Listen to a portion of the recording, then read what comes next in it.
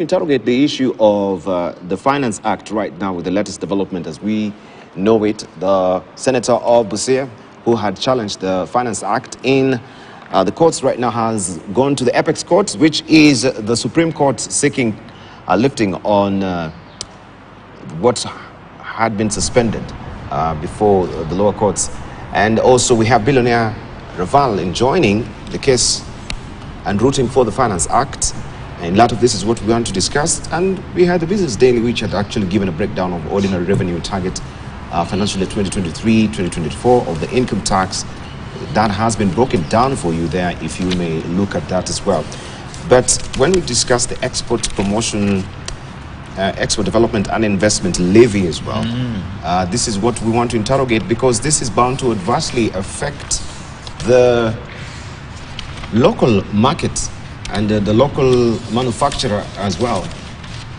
Are we creating a monopoly when we, in light of what we're talking about, when we look at this latest development? Let's just begin with you, Bunyasi Sako. Yeah, thank you very much indeed. They used to say that to every cloud there is a silver lining, so to say. Even in this Finance Act, there are people who got components on which they stood to gain. Lose some, gain some, and look for a niche. These are all possibilities. So when you get someone enjoining for among other reasons, it must be that there is a niche of opportunity in there that you can make some money. Now, the export incentives are deliberate steps when they work, deliberate steps to favor those who want to sell on the outside market. And obviously, you disadvantage those who are selling in the local market to that extent of the incentive and so on. But that's normally done generically to say, if you're able to sell on the world market, they are competitive. You're producing competitively enough, because there have been no other local ring fencing that is needed. And if the economy can be that outward looking, it increases productivity and perhaps efficiency. There are other considerations, of course, when you look at global risks around globalization and so on. And that's why protectionism in the old days, was quite a science and art, in a sense that everybody looked around for how to make sure you're protected fully. World is changing. So these export incentives, yes, they create a relativity favoring the exporter.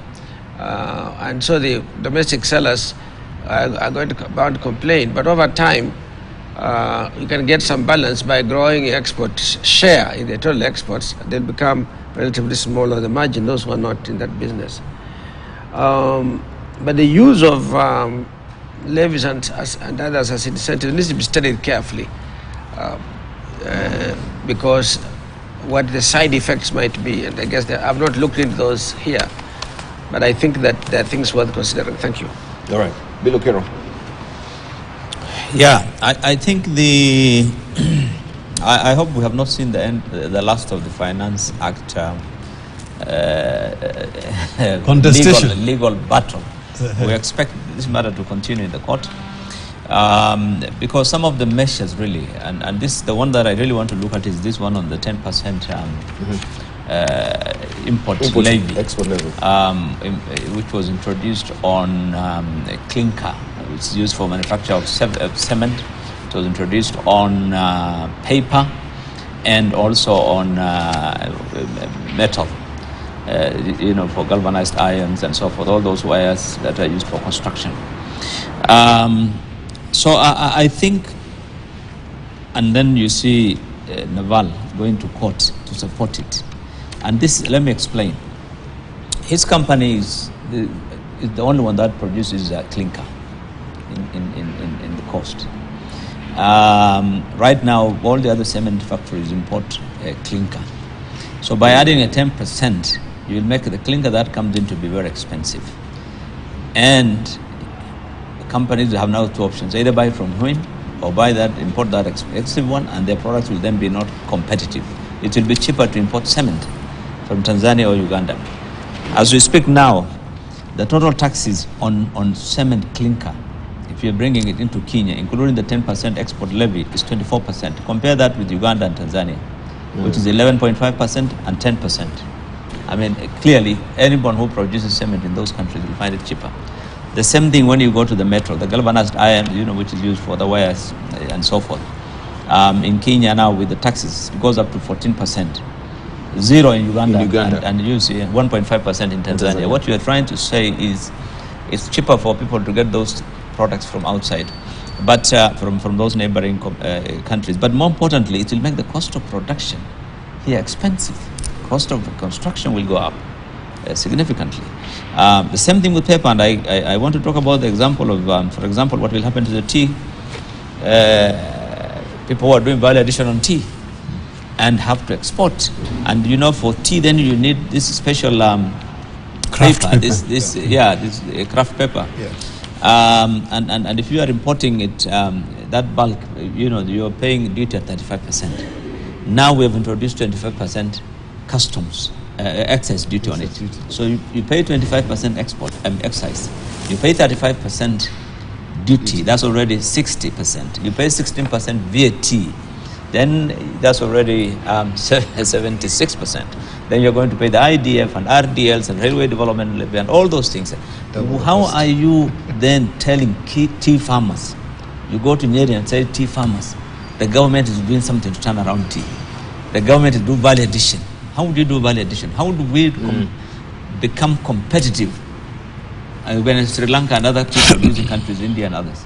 So I mean, some of the measures that the government put in place in Finance Act really not only undermine or are inimical to its own stated policies of value addition, but in the case of the export development levy, I think it was just an attempt to try and protect certain interests. That's exactly what it is, and we need to say things as they are, because there was a meeting at which the government plus all the people who are stakeholders in the cement industry developed through Kenya Judicial Manufacturers a blueprint for the development of clinker in the country. And I think the arrangement was that by 2026, all the players in the industry will have invested a total of 100 billion shillings. And from that year onward, then we will not be importing clinker. It was agreed. The ink has not dried. 2 months later, the government introduces a levy. So I mean, honestly, so how do you engage businesses, and then when you have agreed on something, you now do something in order to serve the interest of another, a particular, you disadvantage the others at the expense of. So this is the creation of monopoly, I think also dampening the spirit of capitalism. This whole thing, this is a microcosm of what the whole Finance Act looks like. There is a lot of representations that were made around the way the economy would be stimulated, right? And the good thing about this particular one, there's a lot of public participation. People brought things in, whatever it is. I don't know what happened this year, but there's a lot more participation in this than has been in previous years. The sad thing is that a lot of the outcomes that we see in that thing are completely against what most Kenyans wanted. Thank you. Right? And that is this is just one example, and a glaring one, of a lot of the things that are wrong with the current Finance Act. And so you see somebody like Onkio Mtata going in on a process issue, right? That certain things were introduced which should have been discussed with the Senate, which were not, right? On this omnibus bill, as an omnibus thing in that place. But behind that, there's a lot of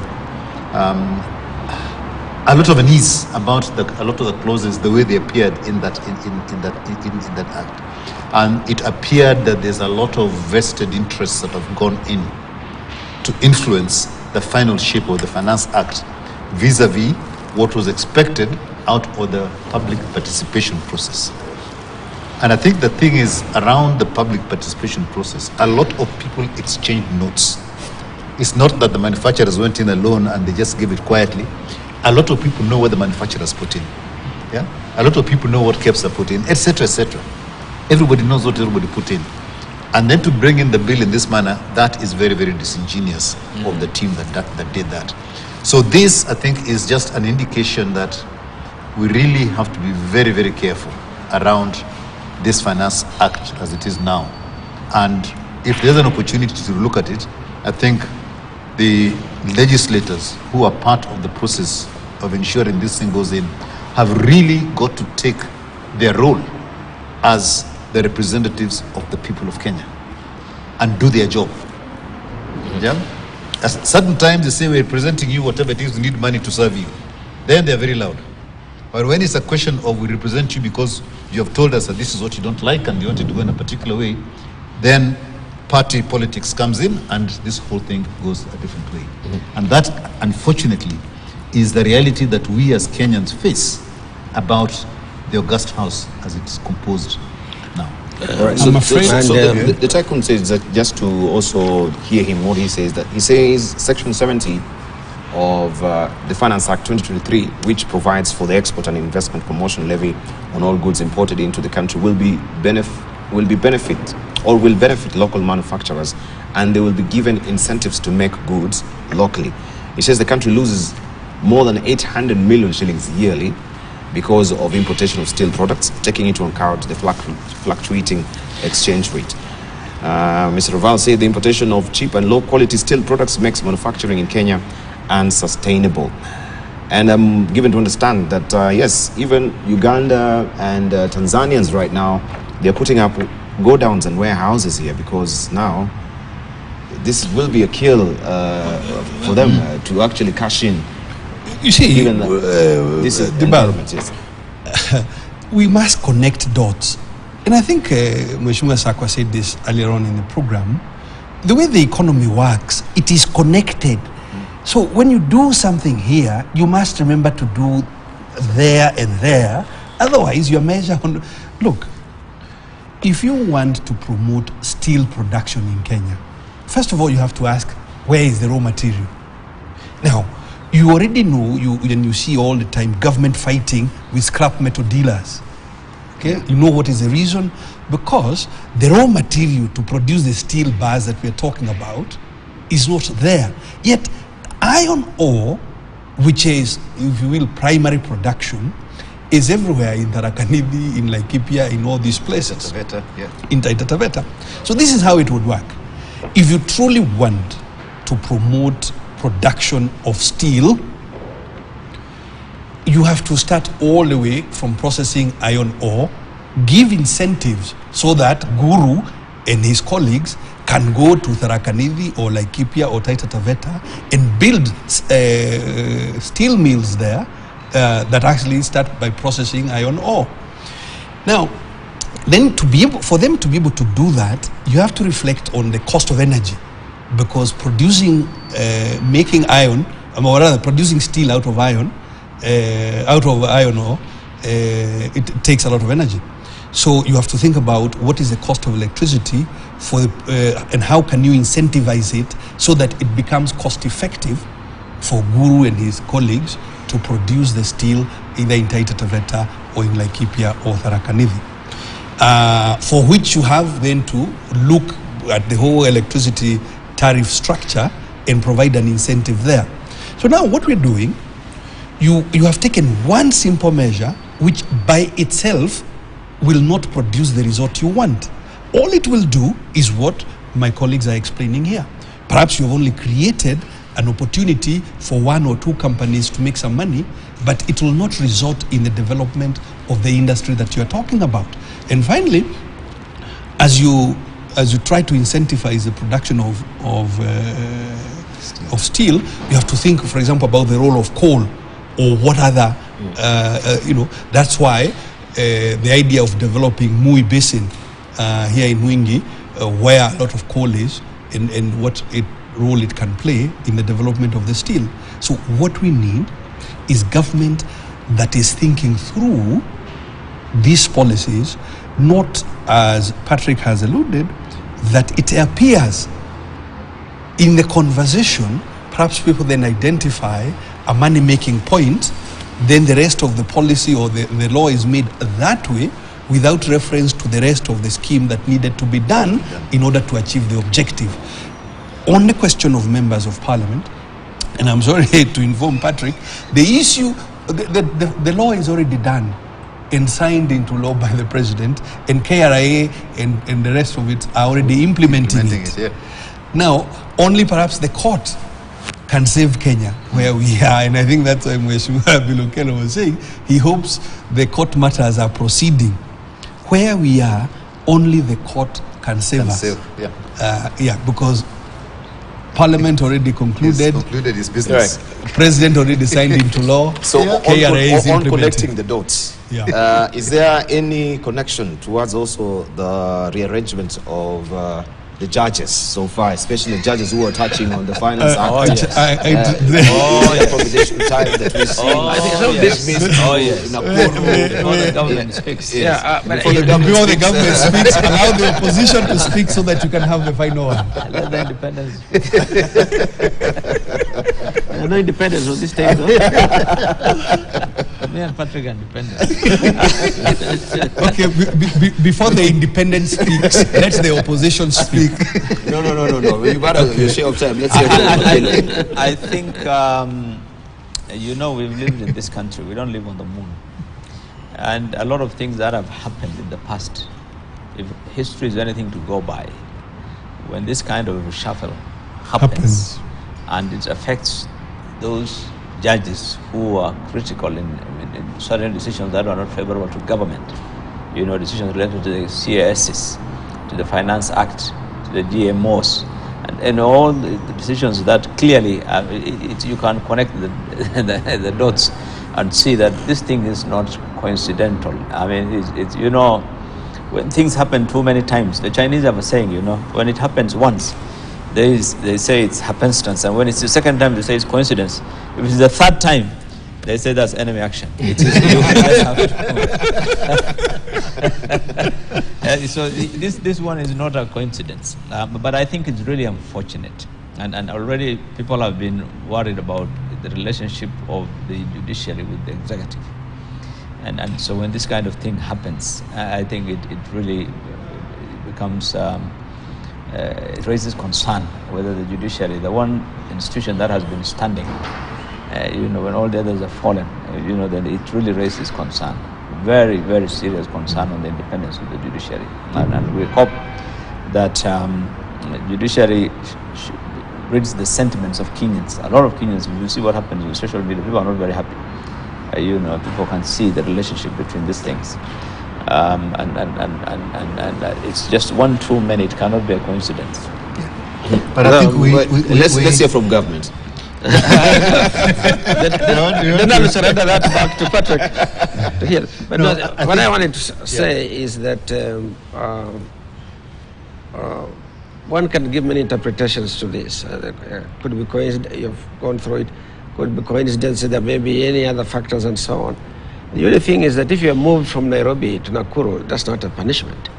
If you moved from Nairobi to Kisumu, it's not a punishment. Or to Mombasa, it isn't a punishment. It's not a punishment. But I think the timing. But movement should be something that is expected. For me, what I would say is that first of all, over time, these are relatively young judges. They're in their 50s, which is relatively young by judicial standards. People who are broadening their base. Wow. Experience-wise and so on, and they'll come back to become Chief Justices of tomorrow, I think. but on another angle, we must commend government for that robust diplomatic defense. But on another hand on this, I think that we should also realize that the judiciary, even in its independence of making decisions, would include deployment that's intended to achieve an outcome that the judiciary itself internally wants to uphold. So I think these things do happen. They do not lower the judge's reputation and so on. We have seen that happen. Judges that were sent to Machakos, other places that had a point of view that coincided with, at that time, with the large segment of news readers and so on, and had felt that he had the courage and so on to make decisions, even if the executive would be unhappy. But that meant that that judge had some profundity that I think was useful. So I don't see this as a great disaster. It won't diminish the ability of the courts to disagree with the executive decisions. No, there is always a new them. It has happened. But it does not demote them. It simply sends you out and go do something and you come back, I guess, and so on. Sure enough. Coincidences. The operating word is the profundity. But I think, whilst, I mean, that is commendable in terms of just the principle, I think the judiciary also has to be very, very conscious of the optics. If that case is true, they have to be very conscious of the optics of what they're doing. Indeed. Yeah, in that point of view. And optics shape opinions. And it shapes the way people look at the judiciary. And what they've done now is not in any way beneficial to the reputation of the judiciary. Even if these were planned to have happened maybe 6 months ago and people had been given their notice and everything else to go, but the fact that it happens when all these things are there, the timing. The timing is absolutely stinks. And if I was in that chair, I would have said, we plan to do this, guys, let's just wait another 3 months, right? And then we can, once these matters are finished and they've died down and everything else, then we can make the changes we need to make. Or we can make part of the changes, but not all of them, right? Although, as you say, as is known, you can't just move one and not move other people. This is sort of one of these musical chairs. But the other thing I'd like to bring along is, in terms of this development of judges, if most of the important, cases that define the way the country is going will actually be lodged within this county, the county of Nairobi, and no other county. And those are the decisions that are going to shape the development of jurisprudence based on the constitution. Because that is what is happening now. A lot of these ones are actually going to determine the interpretation of the constitution for the future. And it means that the changes might be seen to be influencing the way the jurisprudence is developing in this country. And that is not right. The second thing is, and we did this as the private sector quite some years back, the different sections of the judiciary, you've got commercial, you've got constitutional, you've got labor, you've got whatever it is and so forth. If you keep shifting these people from one to the other, they don't actually get the depth of experience they should have in those sectors. So for them, it is best that they stay within that sector and get the depth of knowledge that they have, and then they can become generalists and do other things. But currently, with the movements that we're seeing of these people, the expertise is not there, is not being gained. And that means that going into the future, we are not going to get good rulings based on knowledge. Another private sector, we actually, for the commercial courts, we prepared a volume on how business works. What are the things that are sensitive to business? What are the things that are important to business? And whatever it is, and so forth and so on. Almost a 200-page document that was prepared and given to the Chief Justice and said, this is to educate the judges in the commercial courts so that they can get to know.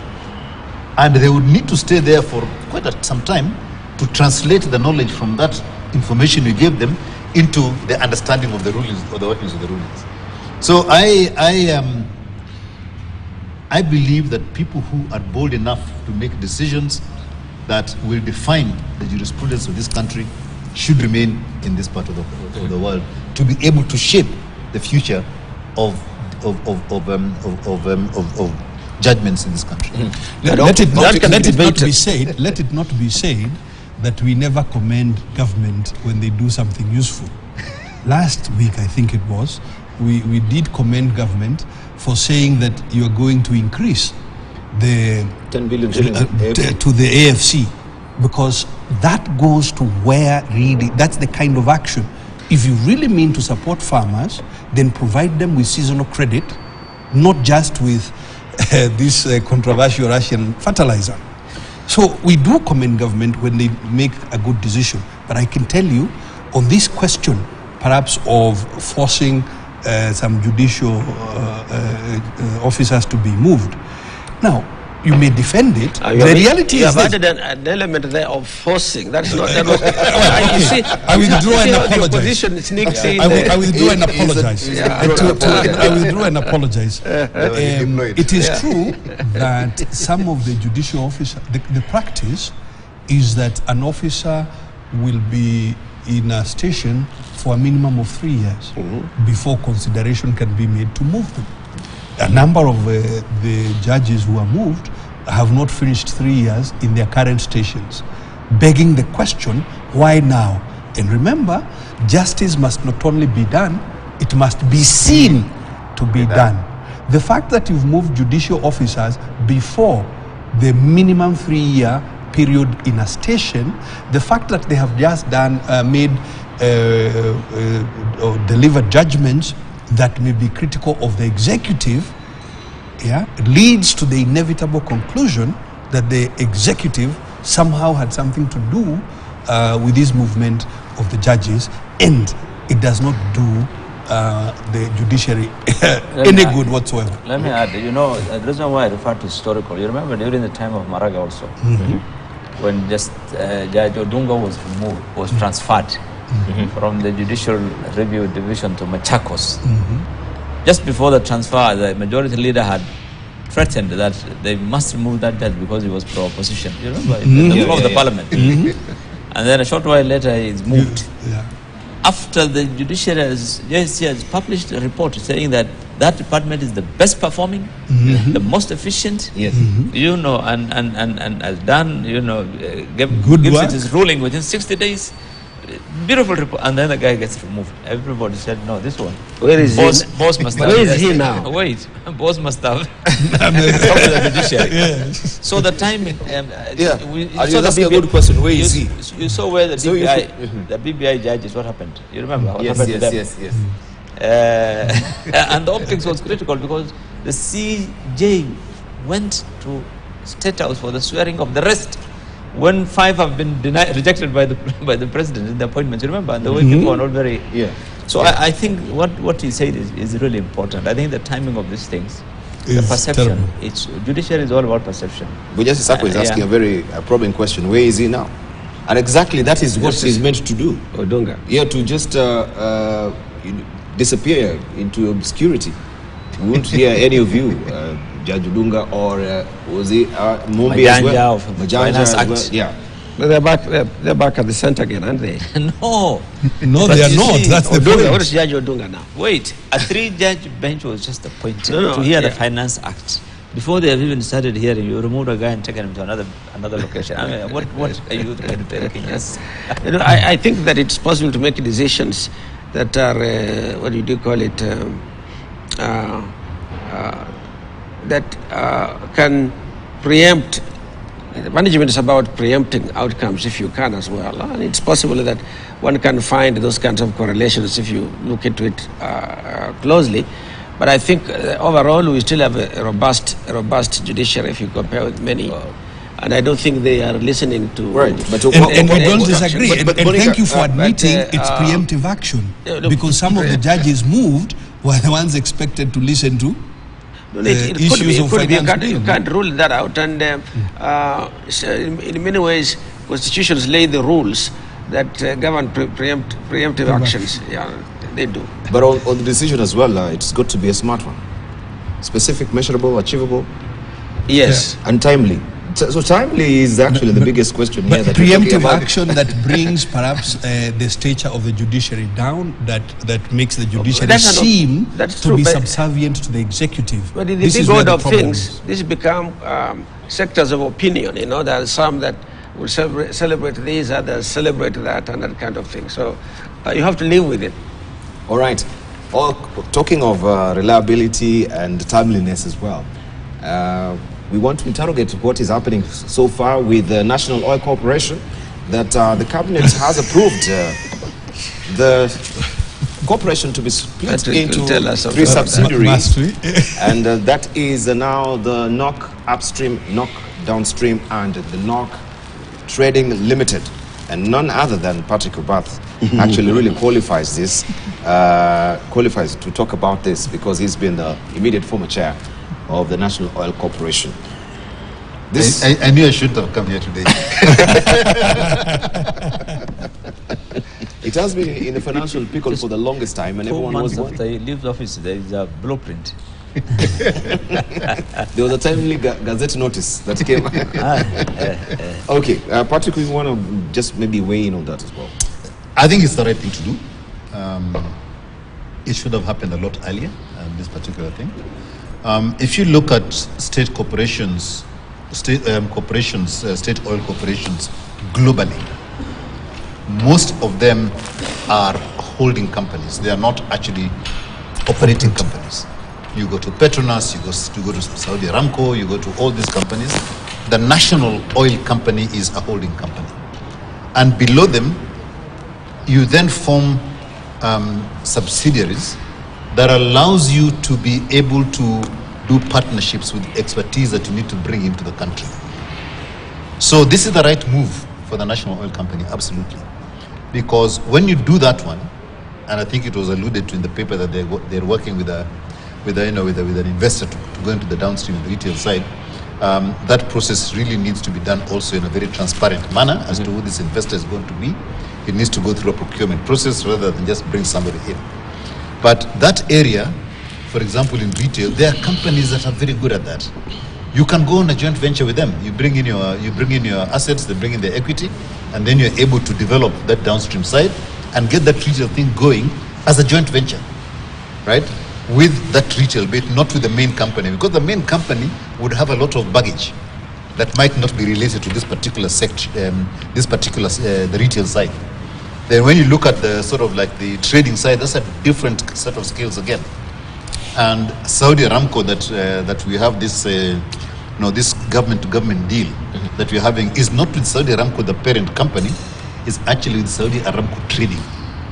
That is who this thing is with. And they are specialists in trading. They understand that. They've got the volumes, they've got the expertise, and they're not going to impact on the activities of the retail side of Saudi Aramco. So for national oil companies, it is absolutely correct that they need to form subsidiaries anytime they go into a venture. Like say, if National Oil were to go into the energy side of, say, wanting to operate in the electric mobility, for example, yeah, that would be a subsidiary that is specializing in electric mobility. And they would form a subsidiary, NOC Solar or something like that, that would then work in that particular area with expertise and not distract from all the others in terms of working. And then you aggregate that into the national oil. So it is the right thing for the company to do. And if it's going to survive, it really has to make use of the fact that it's now been allowed to have subsidiaries. And I think they should have a few more rather than just the 3 that they have. They should have around 5, I think, because there are some development areas like this what you call specialties, lubricants and what have you and everything else. That's a specialized area that you can't lump with the retail. So specialties is another area that they could actually do with having a subsidiary dealing in that one. And then you can have another one with renewables, because renewables is a big space. So renewables, they're talking about transit arrangements, transitional arrangements, so gas and all the rest of it go into these renewables. So when you talk about solar, they can go into that place. So that long story is saying, yes, they have done the right thing in terms of creating those subsidiaries, and they should really ensure that they maximize the opportunity that creating those subsidiaries has brought in. Have a comment? Right. Yes. I appreciate his arguments, but I think He speaks like he's the one who floated this idea now. Since I don't know whether he did. But, He left it ongoing. he left it ongoing now. He never let it out of the bag when he was there. But you see, government, in my view, government has no business doing business, frankly. Having a knock downstream selling petrol stations all over the country. No, I don't think government has really. It is very inefficient. It's one of the reasons why NOC is what it is, so it doesn't make sense. We should leave the issue of downstream completely. On the upstream, which is about the exploration and all those things, Ministry literally is the one that has been running those decisions. I do not know now if it comes to this whether a state corporation team would still be allowed to actually make final decisions or critical decisions regarding who gets what block, for exploration in Lamu or in Turkana. But that aspect of it, I have no problem. I think it's important. But I think downstream, it's time the government just got rid of those things and let business be run, petrol stations be run by private companies. But on exploration, we have a serious problem. Whether the government does these things or not, there is no transparency at all on what's going on upstream. We don't know who owns what. We don't know what happened to the Ngamias and all those things. So it's a policy issue really, and the problem is always with the ministry, because that's where the policy decisions are made. And so I personally I don't see any significant role for the state corporation in this thing. A department in the ministry is literally able to do all the things, because that's where the decision is made. This is but just to give you the value of that is that the policies decisions can be made at the ministry, but in terms of being able to farm in, farm out, and trade and work in that particular space, the government is not agile enough to do that. And your downstream sector is primarily the instrument. So if you've got, like for example, you've got a free carry interest in a field, yeah, the free carry interest should go to a commercial organization that can then translate that free carry interest into some commercial activity that then yields dividends back to the government. And that is why that downstream sector is important, because if, say for example, they want to buy in, they want to farm in into a particular area and they want to increase their shareholding, right? That is the role that NOC downstream will do. Patrick, already NOC, for the last 50 years, NOC had all those powers. They're the ones who are dealing with upstream. Yes. They have been dealing with downstream. There's nothing new in terms of their mandate. It's been there. Their mandate has been there, but they've not been have allowed they been exercising? They've not been allowed to Even exercise if you now dismantle it into three, they will still not be allowed to. They're not allowed to exercise it, and that is. And if you had the time to go into that whole discussion, you can now begin to say that it will only work if X, Y, and Z is in place. Correct. But the splitting, absolutely the right thing to do. Indeed, and one would think the NOC's role, for example, in price setting and things like that, is no longer something necessary, given that whatever open market tender and so what NOC having petrol stations in Karatina, doesn't sound. NOC perhaps ought to be on the strategic side. One gets the impression that we have very little by way, for example, of strategic reserves. That if something has happened, the global oil supply will run to NOC. Well, but there is nothing there. There's nothing actually, yeah. So you would think that that's where, perhaps on the strategic side, which to my mind would include now exploration, but even to what trading side, Patrick is saying about in the exploration side itself, how do you actually trade those assets? How do you hold them? How do you partner with others? Like the way you hear Talo, I don't know, some investors are exiting and some are coming back in. If government is playing in that space, which institution could do so? And that institution would be NOC. So it makes sense, but I think NOC should stay more on the strategic side, other than compete with the small service stations. Let me explain to you how that will happen. But before you even explain, the fact that now they're actually going to use the outlets, they privatize, are we going to see them selling it cheaply? Even that is precisely what I was going to tell Shmira here. That so it will be the Mwananchi friendly the key thing is price. We've got a price control mechanism, with the supply which is all sort of properly controlled as well. So the price that comes to the market is the price that comes to the market. But remember that each one is given a margin. Now, as a state corporation, or to play its role in the country, it can forgo that margin. And by forgoing part of that margin, it can actually make the price cheaper and drive the prices in the country. They've got a certain leeway they can play in that place. Because currently, when EPRA sets the price, that is the maximum price. Everybody heads there. Because there's no reason why you shouldn't head to the top, because it's the same for everybody. It would be rational. But if you had an organization that is got the interests of the country at heart, That can stay at the it bottom can of then the range. stay halfway down, whatever it is, because it still needs that margin to be able to do its business. So instead of taking the full margin, it can take 50% of the margin and say, I don't need to make fantastic profits and whatever it is, I just need to be able to control things. So there are certain aspects that it can do based on the fact that it is not driven by a big profit thing. So it all depends on how you allow it to operate. Yeah, even in the retail space, it can actually do the role it's supposed to do in terms of moderating prices. In a fixed price economy like ours, price controlled petroleum, NOC has outlived using this on downstream. Absolutely. It can. It's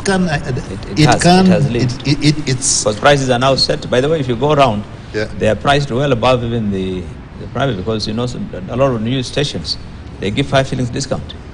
Yeah. Go to NOC, it's the government. They just their price. That's what is you were the same. saying. Yeah, there's room. if doesn't. NOC operates properly, then No, those it discounts, won't. they're going to use that. But NOC has been seeking out for bailouts as it is. You're in the financial red as it is. They normally say if the horse is dead, dismount. Correct. You can take the horse to ICU. In our privatization, You take the horse to the ICU the issue and- of euthanasia is still there for the longest time. Especially when it's a pedigree horse that has come from somewhere. you can take it there when it's revived.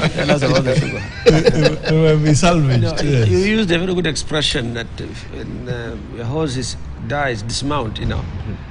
Quite extreme. When it dies, I guess when it is sick, you should perhaps even dismount. And, we're in a situation in which our privatization posture is quite unclear. The millers, the milling companies, the sugar belt, are going back securely back into government, and they're not now on the chopping block for privatization. And it's a very sad day. They're waiting. They know their horse is sick, but they're waiting for it to Get literally sicker. die, and so on. They are not as bright any more bright than the ticks. That, as we say, that the tick's still hanging on the skin, but it's no longer it's a carcass. It's not part of the living animal, and so on. So, I don't understand enough about the energy sector myself to make sufficiently useful comments on NOC, except that. When I read the headlines as I was coming in, my first reaction is the role of these government-type institutions is still controversial at the level of trading, where there are many actors into the game. And even if they are upstream at the strategic level, they also ought to be exposed somewhat to some competition and so on. But if they are all in the public domain, then they should compete. China has been allowing their state enterprises to compete for many years, but all of it was public sector, as it were. So some have grown, some have not, and so on. Even there you can see who is performing, who is not. But we can't give them a blanket umbrella to go in and intervene and then sneak out again when things don't go right, or after people have sort of made the gains that might be in the process. Right. I want to just, as we consider also to just get our headline thoughts, the fact that we have the cabinet's approval on this, which part of the constitution, maybe I get educated, do they really draw their mandate to make such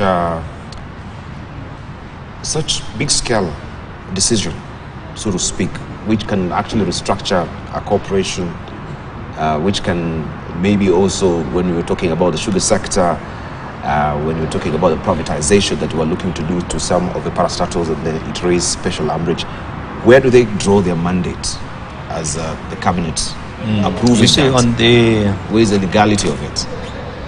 the cabinet has vested authority. It has vested The authority. executive, the executive authority to run the state affairs of the government, which includes state corporations. But in the actual operationalization of the activities of the state corporate, they will rely on the individual acts of parliament, which govern some of these state corporations. They have to do that. I mean, when the actual Like now when they want to split some of these things, if there's an act of parliament or there's a specific regulation or law that governs that entity, then they will go by that in terms of working on that. But generally, I think as a cabinet, yes, they have the they have that mandate of this is state.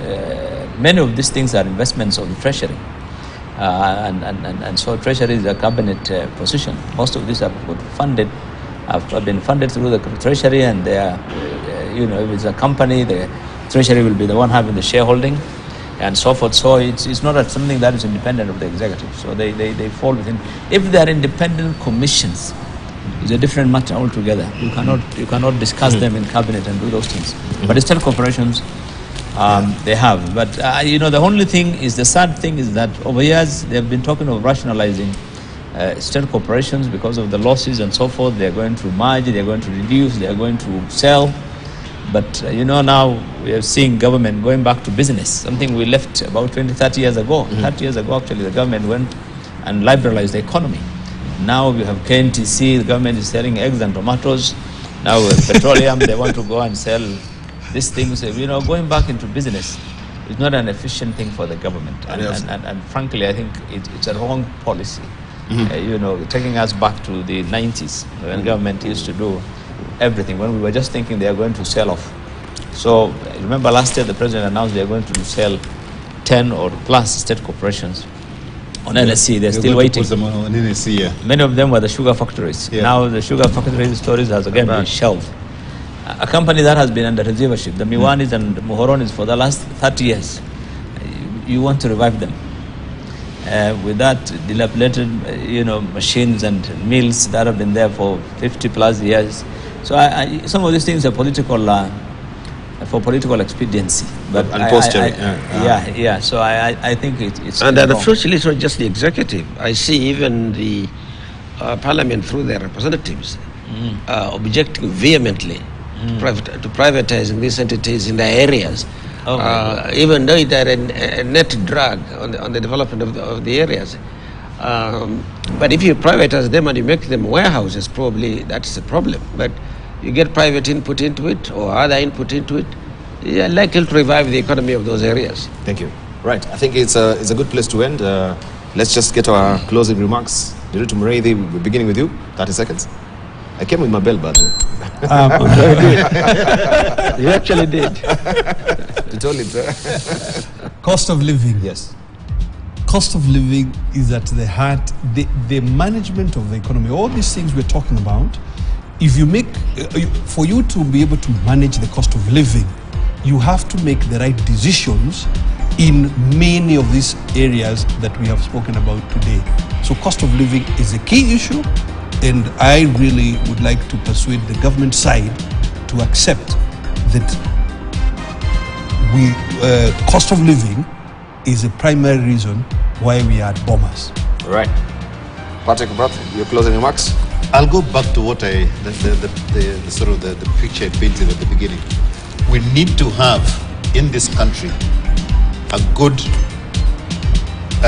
body or a framework under which we can discuss Kenya Inc. And then all the decisions around the economy flow from the agreed parameters that everybody has signed off, right? Whether you are, irrespective of the portion of the economy, we should get this consensus around the growth of the country, the strategy of the country, and then all the decisions should be anchored on that particular thing. So that if I'm doing this, I know that if I do this, it's going to affect so and so in a particular way, and it's all going in the same way. Right, thank you. Yes. I had several things that I say today, but I won't get there. The first one I was going to talk about is the old lady in Thika, whose body they found 9 months after she had died. Yes. I just asked myself, what kind of society are we living in? But with that as it may, let me go quickly to these issues. I think the greatest political difficulty we have in Kenya now is electoral management and electoral justice. And that includes the ABC, includes processes and so on. And I think if we need to get that right. Cost of living, that must be a continuous pressure on government to make decisions that would ease off people's living conditions, and Parliament must do its part. I think Parliament must be held responsible. They should vote on record, so we know where they stand on these issues, and then help to hold the cost side. Thank you. Parliament. Right. Your closing remarks. Closing remarks.